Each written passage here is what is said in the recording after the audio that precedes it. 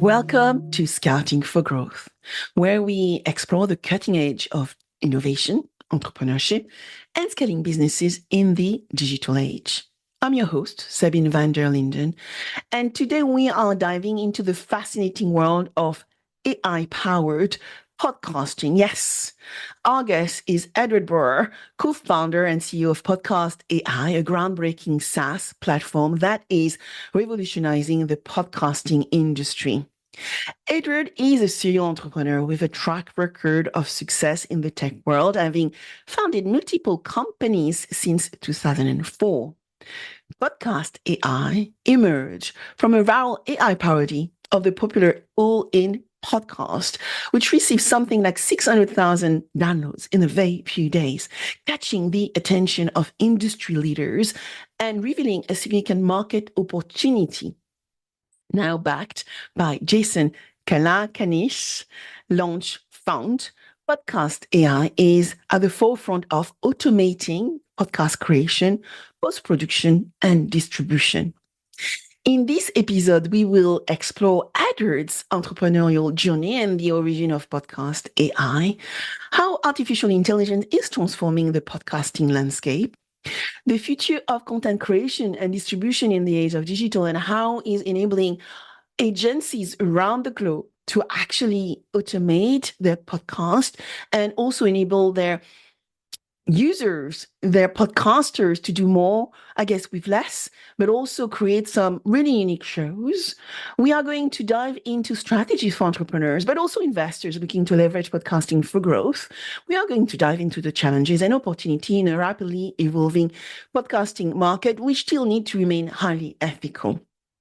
Social media marketing and podcasting have become a key channel to market, to access the market and to drive growth.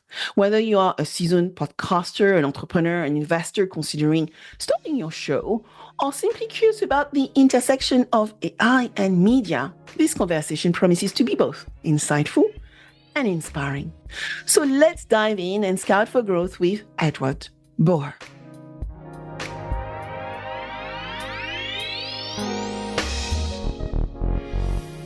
Hi, Edward. Thank you so much for joining me on Scouting for Growth today. It's a pleasure. So let's get started. I want to actually get people to know you a little bit more to get started, Edward. You are an entrepreneur and you have had a number of companies you've built before your new venture. And it would be great to get into your entrepreneurial journey and what got you to create PodcastAI.com and its origin as well, please. Yeah, going back, I was always building websites and building software, building apps. I built a piece of Mac software called UBar that sort of brings a taskbar to the Mac, and just always building websites. And back in 2019, I started a new company that's a video platform with my best friend, Sean Duncombe. And so that was the start of our real startup journey. But really, last year, we kind of took everything we learned doing the first company, the first startup type company, and we put that into Podcast AI. And it was, everybody knows what's happening right now with AI. And so the opportunity was just, it's the right product, it's the right need, it's the right technology that really just enables so much. And so it was just that moment that we seized. So it's interesting, right? Because when I read a little bit more about Podcast AI, I think you really launched in 2023. OpenAI really became super popular in November 2022. So tell us a little bit more about the merger of technology with past experiences. What was truly the haha moment when you said, you know what, I think there's an opportunity in podcasting?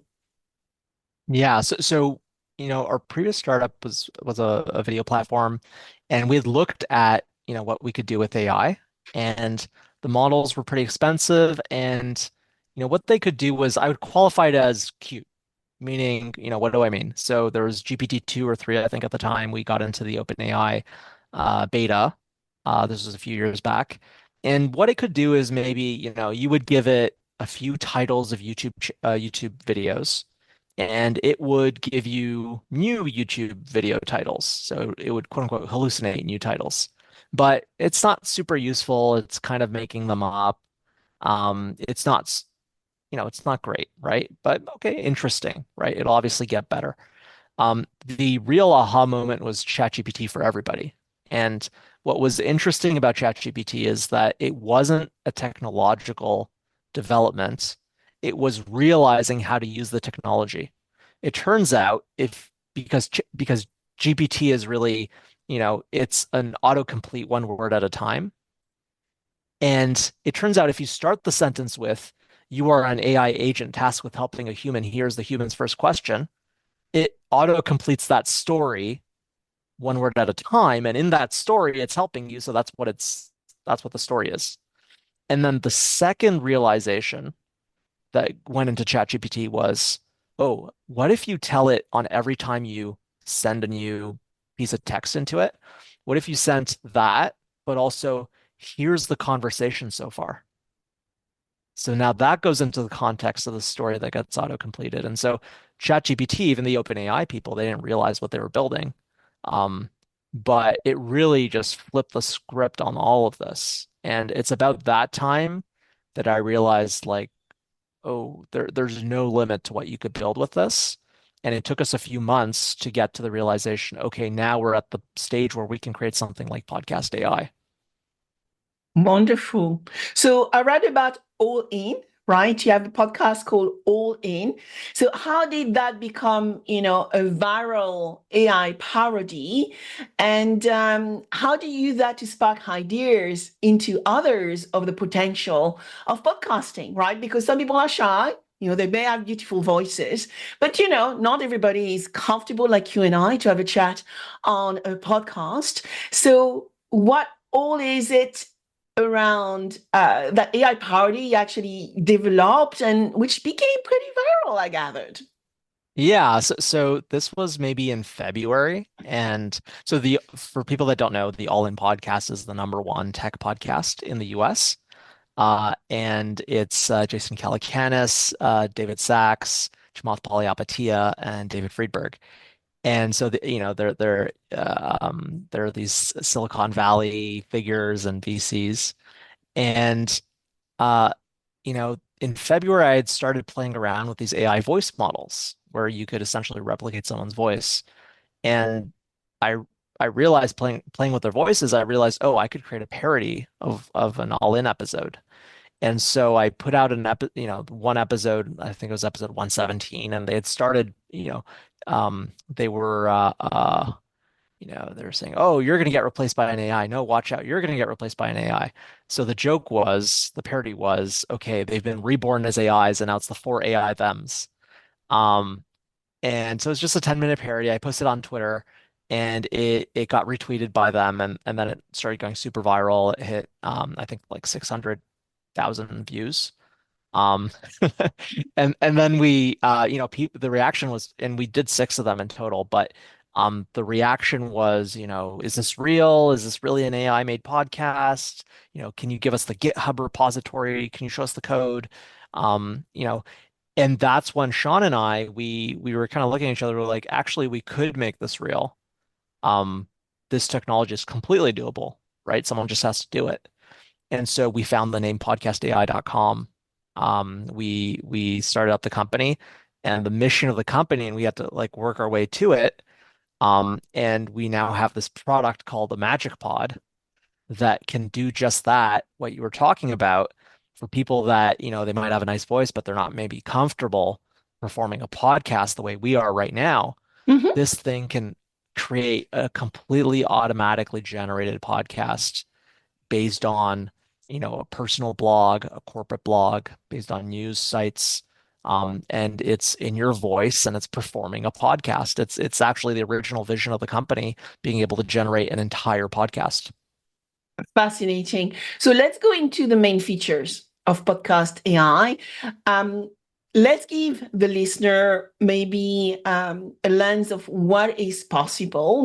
We are scouting for growth, and that will remain a human-made podcast where I will interview experts, investors, entrepreneurs like you. But there are other ways to do podcasting in a world where actually podcasting is becoming more and more popular as a mechanism to voice ideas, but also build market share, build an audience, a little bit like social media, right, Edward? So what are the main features, and what are the common pains you're trying to address for podcasters? Yeah, so for most podcasters, the most interesting part is what we're doing right now, which is conducting the interview, talking to the guest, talking to the host, having that conversation. And then the rest is not so much fun, right? There's so much work to do.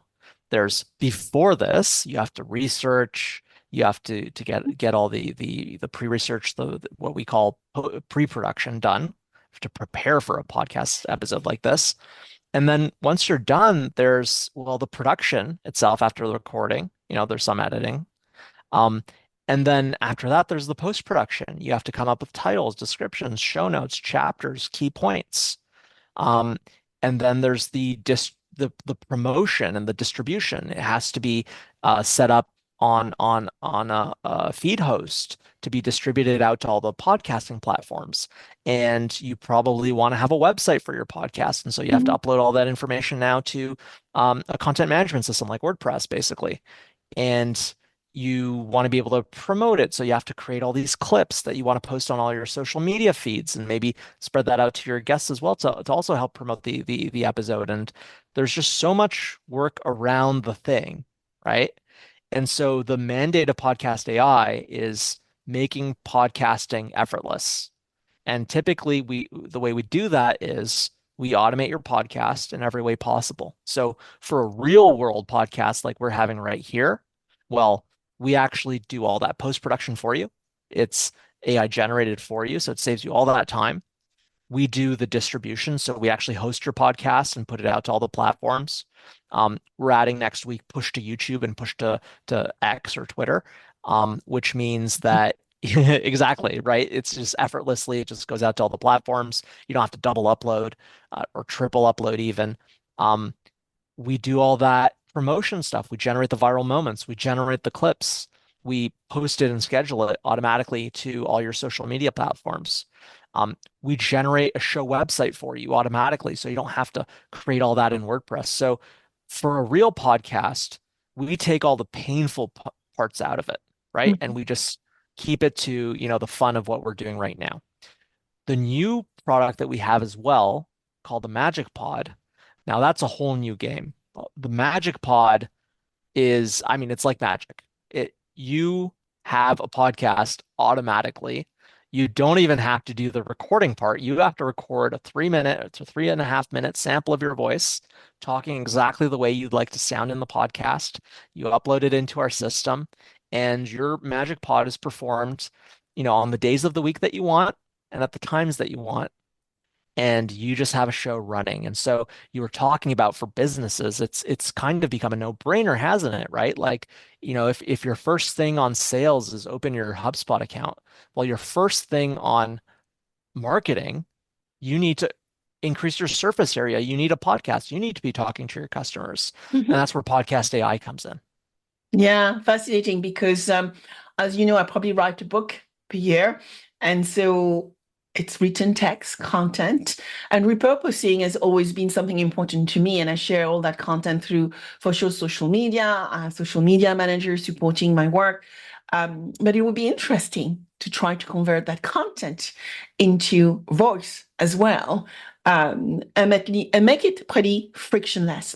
So going to that, let's look at AI and the podcast industry, Edward. So you already talked about the power of AI and how you stumble upon podcasting and videoing and mixing all your skill set combined together to actually build Podcast AI to become a platform which is enabling podcaster creators, business users around the world. So when we look at podcasting, can you share with us some of the trends, some of of the views, your views as to where podcasting is going in the next 3, 4, 5 years from now? Yeah, so podcasting today, it's a $28 billion market. In 5 years, it's going to be 100 billion. So it's a large market. Some of that is obviously ad spend around podcasting. But you have to think podcasting, it started maybe around 2005. Uh, it is becoming what content creation is, whether it's audio or video. There's a big overlap with YouTubers, right? A Yeah. lot of YouTubers are essentially podcasters or vice versa. And so podcasting is going to get really, really big, much bigger than now and really fast. It's biggest in the United States, but it's growing worldwide at a very rapid pace. And I think we're going to have all types of creators that are going to be putting their content out, and it's going to be through podcasting. For a long time, maybe a decade, people ask themselves, well, what's going to be the real competitor to YouTube? And I think the answer is good old-fashioned podcasting.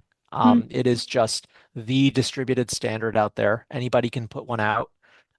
It it can be as simple or as complicated as you want it to be. So the simplest form of a podcast is a Zoom recording and people just put it out and very little effort taken to it. With Podcast AI, if you want to just do a simple Zoom recording and put that out, well, Podcast AI will do all your post-production, your distribution, your promotion. So that's completely automated, right? So now we've leveled up what, you know, the bottom end of production quality and stuff like that is. And now on the highest end, what I've seen is, it's essentially like a television studio. It's fully scripted, and that is the higher end. It's more like television. So it's like on everybody's able to do this at different levels of quality. And at the highest levels of quality, we're talking television production. We have a customer that we onboarded last week. Um, they came on, they're an agency producing multiple shows, and they told us that one of their biggest pain points was scripting their shows because it takes so much work scripting those shows, and they're as a consequence, their margins are pretty low. Yeah. And we were able to create an entire script generator where we were taking examples of scripts that they've produced, and we were actually able to produce the scripts for them now. And so think of how much of an unlock that is when you're able to multiply your margins because of that kind of technology. So we're really after running the whole gamut of podcasting. And yeah, what we have now is just unbelievably exciting. Yeah. So it's interesting because, as you know, I'm very strict with my podcast. We had a 30-minute catch up. Then I probably spend an hour doing some reviews and, checking your profile and putting, what I want to ask you. So yes, there's a lot of pre-work, right? It's not just that 40 minutes of discussion when you think about podcasting. And then I have my agency right now who is actually doing a lot of the post-production work. And I've been working with them for now 4 years. So, really strong relationship, and they do far more than just the production. So we have a very, very strong relationship. But what you are saying right now is that we are able to automate and we are able to augment the individual as well by using the platform to enable organization agencies to make a better margin on their for their clients, but also deliver high quality content constantly. So maybe fewer people doing the job, I have to say it, right? Maybe fewer people doing the job, but then higher quality outcomes, probably more control, more creativity, because still, once we are using artificial intelligence, the creativity is going to be required to differentiate out there. But you can do it probably also much faster. Of course, it's an enabling technology. What it's going to do is you're going to see some team reductions in some areas. For example, we can template out thumbnails now for people. So that's reducing a lot of work. You'll still need to design thumbnails and stuff like that originally, but now we template them out and they're automatically created for podcasts. But what you're going to have is just more throughput. Yeah. You're gonna have higher quality overall outcomes in terms of what the work produced, and agencies are going to be able to scale in a way they haven't been able to scale. right? Because there's limits to an organization, right? Before it just turns into chaos, how many projects you can have simultaneously in an organization. This is going to be a total enabling technology. And so yes, if you think about maybe 120 years ago, what percentage of the population was engaged in farming? It's probably, easily double digit, right? And now maybe 1% of the population has to be engaged in farming because now they have tractors and they don't have to be manually, working on a field. So, it doesn't mean everybody became unemployed. It means everybody went on to do even greater stuff and actually increase the standard of living for everybody and have higher overall wages. 100% higher wages. I was thinking about the industrial revolution as you were speaking as well, right? When we actually were building the first car, right, manually, and then we had the machinery, and as you said, human end up handling much more complex tasks and actually need to do the thinking process and also I will repeat myself, become more creative if they actually want to drive value in the marketplace. But I need to ask you this question because as I was talking just last week about podcast AI, I was at a conference called Transform Base with, finance executives. And as we were preparing for a discussion I was having around building trust in the world of artificial intelligence, one of the key questions was, well, Sabine, what is your view then around ethics and authenticity when you have an AI generated podcast, right? How do you keep that authenticity and how do you manage the trust and the worry that people out there have? And I thought, you know what? This is a question I will ask Edward. Yeah, look, it's a great question. And a lot of people are asking about this. It's all going to come down to provenance. So let me give you an example. There's this sci-fi series called Star Trek, pretty I love popular, Star right? Trek. Yeah, and there's a few different what would you call it series of Star Trek, The Next Generation, Deep Space Nine, but there's even more fan fiction of Star Trek. There's entire communities writing entire novels of continuation of the series, and there's people that love that, but for most people, they've never read that stuff. And what's the difference? The difference is there's the canonical content published by, the franchise holder of Star Trek itself, right? And that's official Star Trek. And then the fan fiction is okay, great. If you want to go after that, I'm sure it's fun, but most people don't. And so provenance is what's going to matter. So for example, if you're reading a press release from a celebrity, everybody knows, the celebrity didn't write the press release, right? It's obviously the press agent wrote it, but Mhm. signed by the celebrity probably.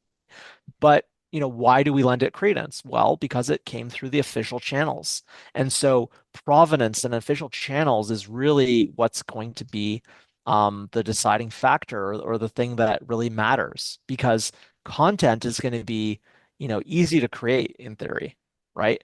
But what people are going to want is, okay, what is the true content that has the approval, even if they didn't do it themselves, of the actual person that they're interested in. And you have similar things in the movie industry. You went from the first going back to sci-fi, the first Star Wars movies. There's these maquettes of the spaceships and space, and they had to do all these effects physically. And then it all went to digital, and every movie has these digital explosions. And you had people say, like, oh, these aren't real. Like, it's not good. But, look at it today. Well, you kind of have to assume any explosion you see in a movie is probably CG. Yeah. And that's not a problem because what do we care about with the movie? We care about the storytelling. That's really what matters, right? Is it a fun story? It doesn't matter if the person is computer generated or maybe the voice was computer generated and sometimes it's, going again back to Star Trek. You've seen in some of these movies or Star Wars, you've seen in some of these movies they take a character that today is much older, but they can regenerate a young version of the character and it's kind of magical. So um all of this technology is going to be totally enabling. It's going to be everywhere. It's going to be the air we breathe. And what's really going to matter is the story, the provenance, and signals of quality. Yeah. Signal of quality is actually a very great way to put it, actually, Edward.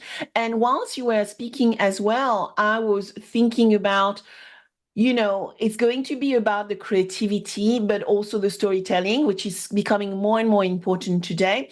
But also, Edward, how do we prevent hallucination? So, we write those stories. I write my stories. I write my articles based on research. And there's the links of where I found all my proof points.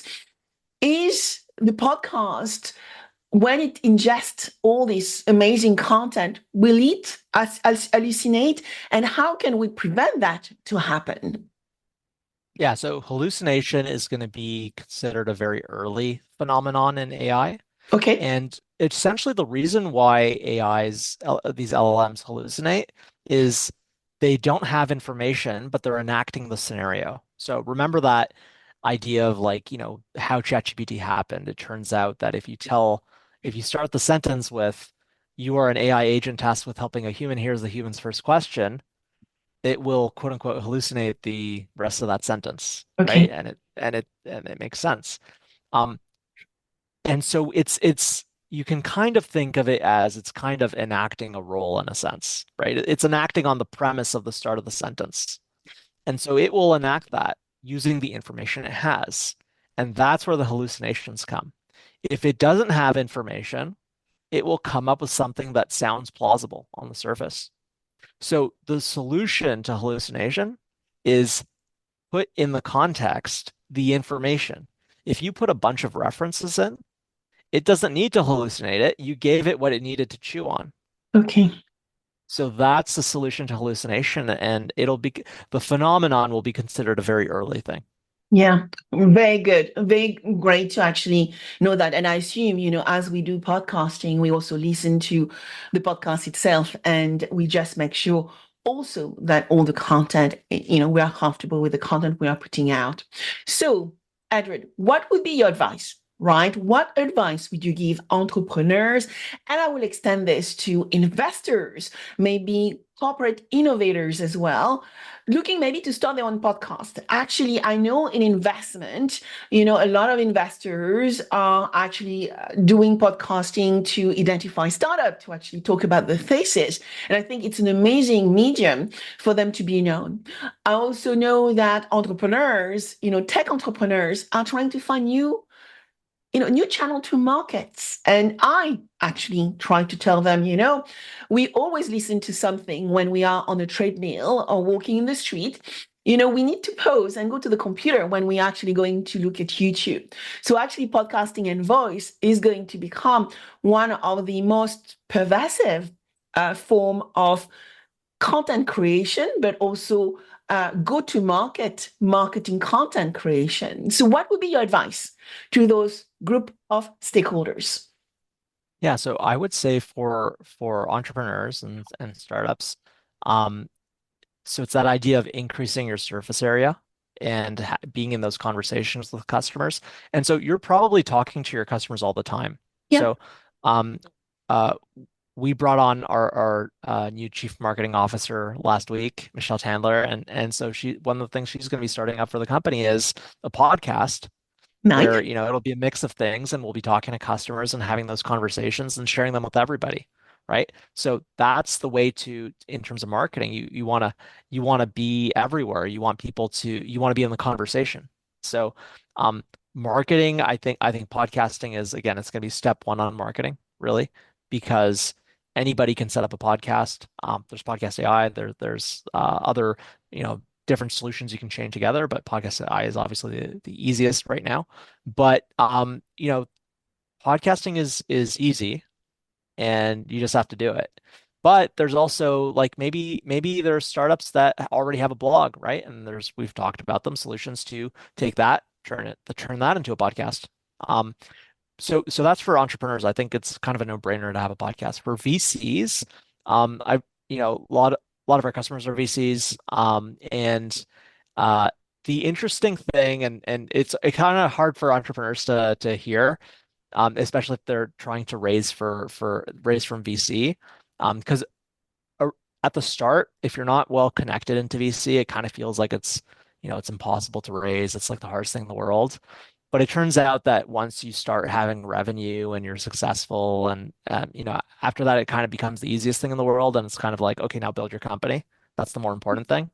Um, and so, from the perspective of venture capital, there's actually, and again, entrepreneurs don't feel like this sometimes, but there's actually tons of capital out there.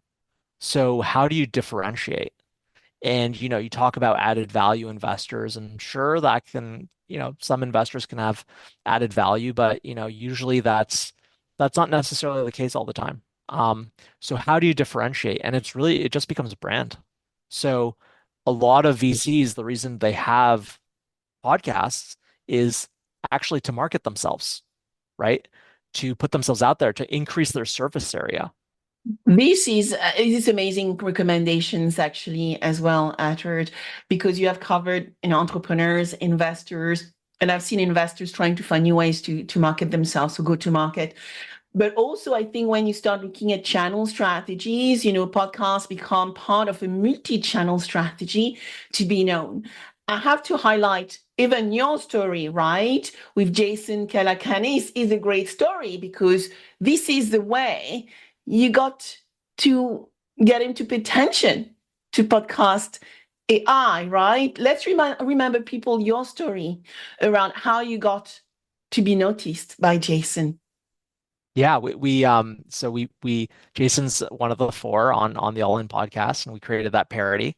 And at the time I put it out, I got a direct message from Presh, who's Jason's the person running something called Founder University, which is part of Jason's organization Launch. And Founder University, it's everybody knows YC, right? And Launch has this thing called the Launch Accelerator, which is sort of like YC.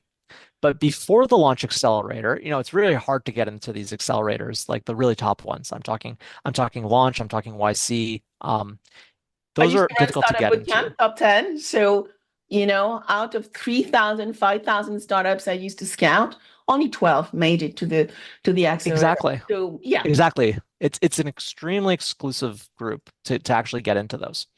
And so most people, they can't differentiate between the top 10%, maybe 5% of applications. Like it's almost impossible, right? So you go off so little signal, right? What's the differentiation?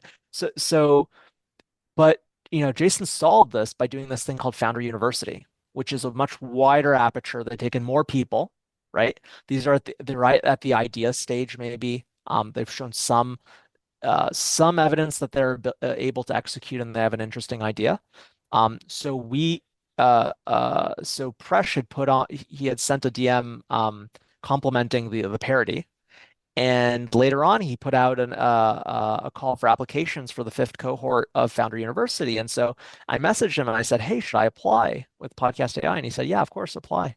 So we got in, and it's a program that takes 12 weeks. They have a really interesting model. They make it cost $500 to apply, and on graduation, if you attended all the classes, you get the 500 back. And so their That's all. attendance went to near 100%, which is really great. And towards the end, what they do is a small number of the companies, they will put in a $25,000 bookmark check. And that means they've identified your team as a really great team that has product velocity, is building really fast. Maybe you've started to get revenue. In our case, we incorporated in April. We got into Founder University in May of 2023. And by June, we got that 25K bookmark. And it's always like, should I take yeah, take the 25K. Right? Like now they have your attention. And once we got that 25K, we started sending our investor updates on the first of every month. I've been doing those every day on the first of the month, which is always great, and they love that. And that means that if they see that you're still progressing, you're building up your revenue, um, the spotlight's on you now, right? And you've had the chance to show what you can do in Founder University. And so we got invited in September to a dim sum dinner in New York. We presented in front of a bunch of investors. And Launch invited us and ran this thing. And we got invited in September. We had started getting our first customers. and we got invited into the accelerator. And the accelerator was a $100,000 check. And so we took it, and now they've changed it to 125 to match YC, just so Yeah, that the math YC is easier for 7%, people. 120. Yes. Yeah, but actually the funny thing is Launch came up with that sort of structure, right? I think Launch did like 100 for 6% and YC's like 125 for 7. Anyways, Launch matched it. Yeah, it's nice. Um yeah, and so we got that, and the Launch Accelerator is fantastic because they every week they put you in front of a panel of investors and you're doing your 3-minute pitch. And so you become like a machine, right? You can do this 3-minute pitch like this. And so we started it in October, and then by December, there's this really special thing. Jason has this amazing relationship with Sequoia because he was a Sequoia scout. Um, and so there's 7 companies, 6 of them could make this because one of them was in Macedonia, but we went off to make a pilgrimage to the Sequoia campus, and we were pitching Roelof Botha. And for people that don't know, Sequoia is probably the One of mythical, two. Yes. Yeah. VCs that Anderson they Horowitz, Sequoia, the top or the top. Yeah. yeah, and Roloff, he had Sequoia, and he also was the one who got YouTube. So that's a big hit, right? And so we were pitching Roloff, and one of the companies, the CEO wasn't there, and it was just the CTO. So they were going to be first. But Jackie, who runs the accelerator, she was like, "Okay, well, I'm going to put you last because actually it's kind of funny. His This person's first pitch was to roll off because he was the CTO, not used to pitching, right? So that was kind of funny. So we ended up being first to pitch, and I had planned on, oh, maybe I'll I'll I'll be able to demo because Sequoia has a podcast. So what have we been talking about? Of course, Sequoia has Yeah. a podcast called Crucible Moments, produced by Vox. And so I'd loaded Roloff's podcast, Crucible Moments, in our system because, oh, maybe I'd be able to demo. But I was realizing 10 minutes before it started, I was realizing, no, I'm going to have the 3 minutes, right? And that's the chance. And so I had preloaded Roloff's voice into our system. And so I just Googled what is Roelof Botha's favorite drink? And I found this 13-year-old Quora question asking what's a good South African wine? And Roloff had answered 13 years ago saying, oh, go to African, I think it was hunt.com or something, and there's good wines there. So I go there, I find this thing, Konotat Pinotage, whatever it was. And so I say, okay, good enough. And so we have this feature called an ad read generator. So you put what the sponsor is, you put the call to action, who the speaker is, and it generates a 2-minute ad read, which means like an ad for your podcast. Yeah. And so I put in Konoda Pinotage, and then I put in investing is hard, relax with a great South African wine, use code BOTHA for 10% off at discount.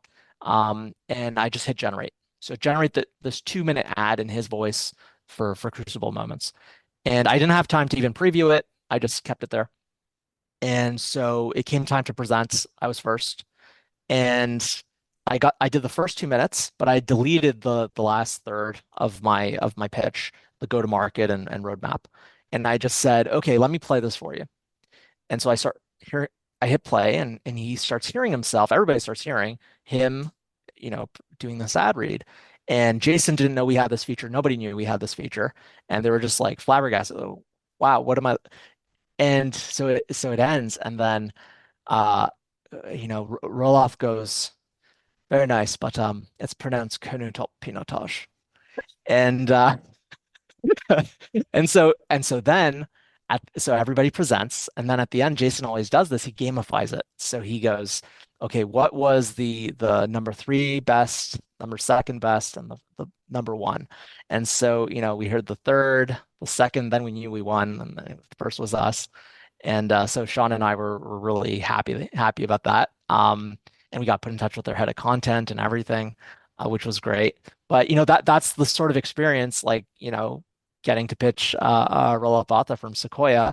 And it, Sequoia doesn't typically invest in companies at that earliest stage. They're more a Series A conversation, Yeah. but it was just an amazing experience, and you can't get that experience anywhere else. It's just incredible, right? And so, And um, memorable. And yeah, memorable. He will exactly. remember That's a you. story. Yeah, that's a story for forever, right? And so, we ended our cohort ended, and there's the next cohort and the accelerator, and we have that great relationship. And they put us in touch with so many investors and everything, and it just made the networking so easy.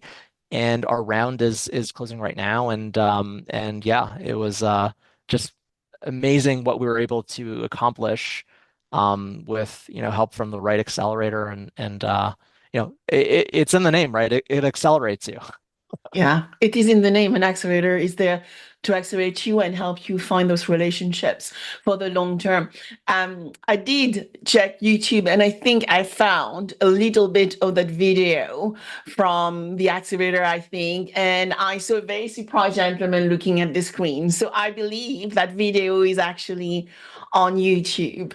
Um, let's let's just talk then to the investors. What is next with podcast AI, Edward? Let's talk to those investors listening to this podcast. I mean, this was an amazing story, and I'm sure I have a lot of investors listening to the podcast. So tell them what's next. You're closing your round. You will look for probably Series A very soon. So what are you looking for? Yeah, so we're working on a lot of things. We actually just so we have so we have the production platform, which is podcastai.com. We're working on a consumer app.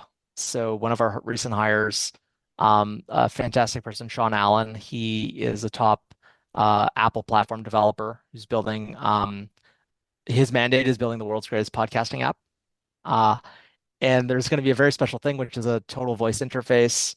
You're going to be able to ask for a summary for another show, another episode with this guest on. You're going to be able to ask questions about different episodes, like what was said last week about this. So just this incredible consumer experience that we're building in parallel. And we also, so if you go back on the internet, you can find videos of Jason asking Steve Jobs questions at Macworld. Macworld is where Apple used to actually do all their releases. Yeah, And so, I spoke to Jason about a month ago, and I told him, "Hey, we have podworld.com, and we're going to build the world's greatest podcasting conference." And so, Podworld is now a 50-50 joint venture with Launch, nice. and it's going to be twice a year, and we're working on we haven't announced the location yet, but we're looking forward to that. And the plan for podcasting AI is to really become the company in podcasting.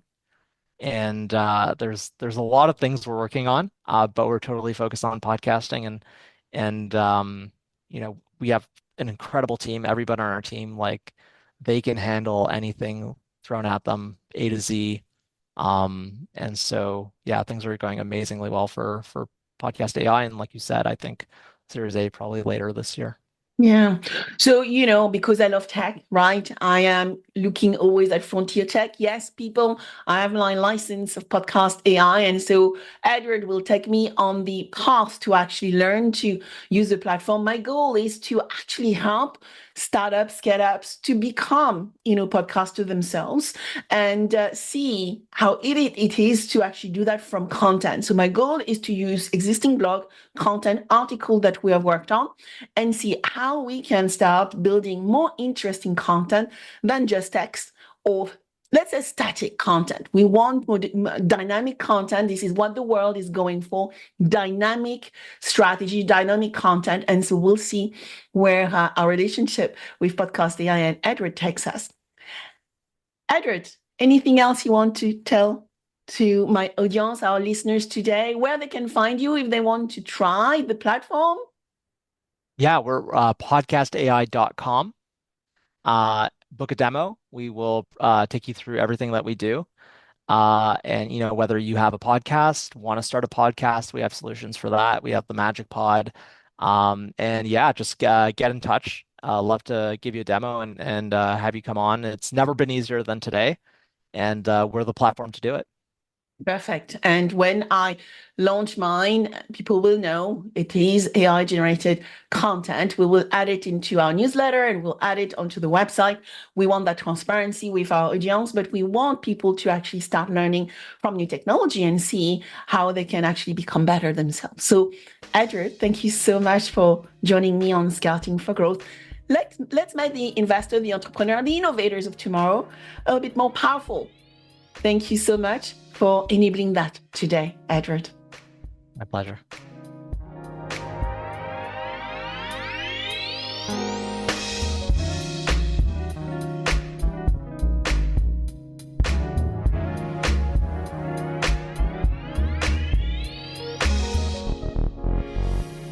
I hope you enjoyed this episode of Scouting for Growth. Please subscribe, share with friends, and leave a 5-star rating. Your rating is so valuable. I review all of them and my team help me adapt content to meet your needs. Also connect with me on my preferred channels. I am a B2B growth expert, so you will find me on LinkedIn, Instagram, and Threads, and X as well as Blue Sky. All information available below. Until next, keep scouting for growth.